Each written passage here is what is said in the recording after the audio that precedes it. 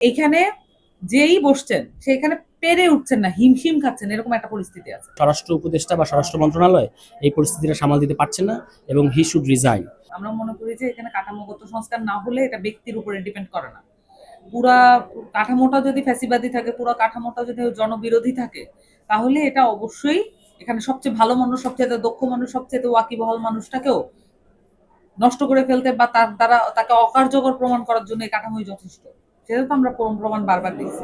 কিন্তু একদম সুনির্দিষ্ট করে বলে দিব যে অমুক মানুষের পদত্যাগ হওয়া উচিত, তমুক মানে সংস্কারের জায়গাটা, কাঠামোর জায়গাটা ফোকাস না করে যদি ব্যক্তির উপরে একটা ফোকাসটা চলে যায়, তাহলে আমরা আসলে বারবারই এরকম পাবলিক চেঞ্জ করব বা মানুষটা চেঞ্জ করব, কিন্তু আমরা দেখেছি যে স্বরাষ্ট্র মন্ত্রণালয়ে ২ বার আসলে উপদেষ্টা চেঞ্জের কথা উঠেছে।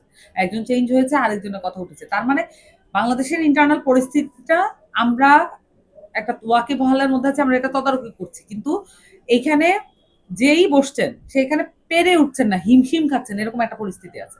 যদিও ইন্টারিম গভর্নমেন্টের কোনো উপদেষ্টা এসব ক্ষেত্রে হিমশিম খান, তারা জনগণের কাছ থেকে সহযোগিতা চাইতে পারেন।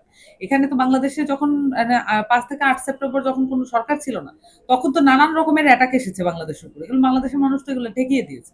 যদি উপদেষ্টারা মনে করেন, বিশেষ করে স্বরাষ্ট্র উপদেষ্টা যদি মনে করেন উনি কাজ করার জন্য এনাফ স্পেস পাচ্ছেন না বা উনি কাজ করার জন্য অসহযোগিতা পাচ্ছেন, জনগণের সামনে উন্মুক্ত করুন এবং জনগণ সেটা আপনাকে সাহায্য করবে। হয়েছে এবং আমরা দেখতে পাচ্ছি ঢাকা শহরে দিনের বেলাতেও নানা ধরনের ঘটনা ঘটছে। তো সেই ক্ষেত্রে আমি মনে করি আমরা আগেও বলেছি যে আসলে স্বরাষ্ট্র উপদেষ্টা বা স্বরাষ্ট্র মন্ত্রণালয় এই পরিস্থিতিটা সামাল দিতে পারছে না এবং হি শুড রিজাইন। আর সরকারের উচিত তার মন্ত্রণালয়গুলো পুনর্গঠন করা, কারণ এটা না করলে যেটা হচ্ছে যে এই আমরা যে বিচার এবং সংস্কারের দাবি করছি, কিন্তু এই ধরনের প্রশাসন এবং এই ধরনের মন্ত্রণালয় রেখে আসলে এটা সম্ভব হবে না। এটা একটা অত্যন্ত জটিল পরিস্থিতি এবং এই পরিস্থিতিতে ডিল করতে পারে এমন লোককে এটা দেওয়া উচিত।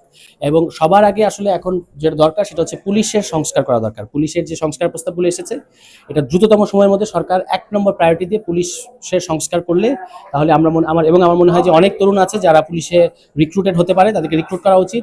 কারণ এই পরিস্থিতি দীর্ঘদিন চলতে পারে না।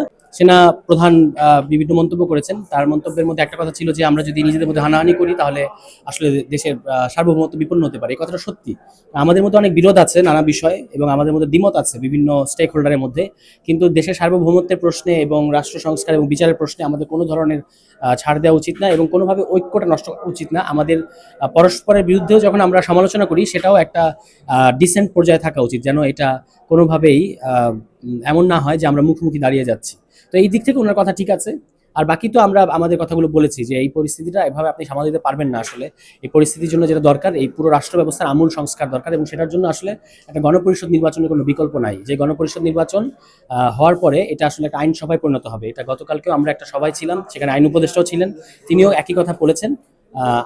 মানে এমন একটা নির্বাচন যে নির্বাচনের মধ্য দিয়ে নির্বাচিতরা প্রথমে সংবিধান প্রণয়ন করবে, তারপর সংবিধান প্রণয়ন শেষে ওই সংবিধানের অধীনে আইন প্রণয়ন করবে। তো সেটা হলে আমি মনে করি যে দেশটা একটা স্টেবল জায়গায় যাবে।